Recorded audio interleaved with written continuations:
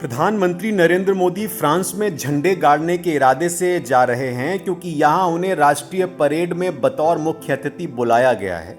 लेकिन क्या आप जानते हैं कि यहां पर प्रधानमंत्री नरेंद्र मोदी एक बड़ा रक्षा सौदा भी कर सकते हैं। समाचार एजेंसी है पीटीआई जो ये कहती है कि इस यात्रा के दौरान मोदी एक और बड़ा रक्षा सौदा करने की प्लानिंग में हैं, जिसमें नौसेना के लिए रफाल एम की खरीद शामिल है। ये तो वो जानकारी है जो पब्लिक डोमेन में है, लेकिन आपको याद है कि जिस मुद्दे पर राहुल गांधी ने नारा दिया कि चौकीदार चोर है, उसमें एक नया एंगल जुड़ गया है। दरअसल प्रधानमंत्री जिस कंपनी के साथ सौदा करने की तैयारी कर रहे हैं, ये वही कंपनी है जिसने भारत को 36 रफाल दिए।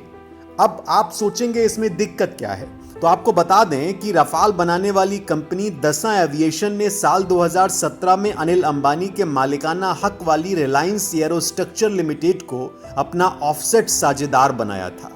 विपक्ष ने जोर शोर से यह मुद्दा उठाया था और कहा था कि ऐसे वक्त में जब अनिल अंबानी समूह की ज्यादातर कंपनियां बर्बादी की कगार पर हैं, तो उन्हें डिफेंस कारोबार का बड़ा तजुर्बेकार नहीं कहा जा सकता, और फिर उनके साथ 30,000 करोड़ का करार क्यों।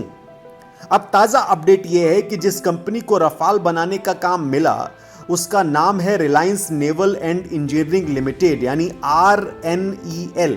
ये वही कंपनी है जिसके जरिए अनिल अंबानी ने डिफेंस सेक्टर में कदम रखा था, लेकिन अब ये दिवालिया होने की कगार पर है। RNEL की पेरेंट कंपनी रिलायंस इंफ्रास्ट्रक्चर है।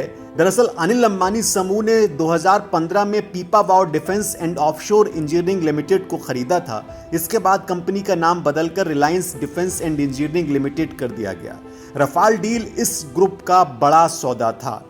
फ्रांसीसी कंपनी दसा ने रिलायंस के साथ एक ज्वाइंट वेंचर शुरू किया। कंपनी का नाम था दसा रिलायंस एरोस्पेस लिमिटेड। इसमें रिलायंस की हिस्सेदारी 51% थी, जबकि दसा का हिस्सा 49% था। कंपनी ने नागपुर के मिहान में स्पेशल इकोनॉमिक जोन में फैक्ट्री लगा ली। दावा किया कि चरणबद्ध तरीके से लड़ाकू जहाजों के कलपुर्जे तैयार किए जा रहे हैं।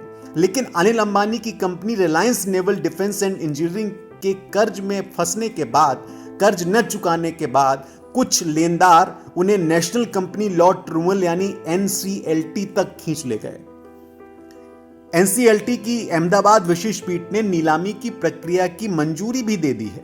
स्वान एनर्जी के नेतृत्व वाली hazel mercantile consortium company Anil Ambani की इस कंपनी को खरीदने की दौड़ में सबसे आगे है। उसने 2700 करोड़ रुपए की बोली लगाई है।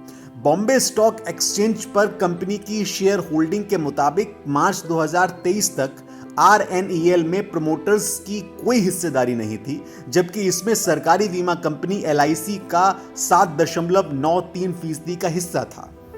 विदेशी संस्थागत निवेशकों के पास भी आधा फीसदी के करीब हिस्सेदारी थी। बाकी के शेयर आम निवेशकों के पास थे। मतलब साफ है कि अगर कंपनी डूबेगी तो सबसे ज्यादा नुकसान आम निवेशकों और LIC को होने वाला है।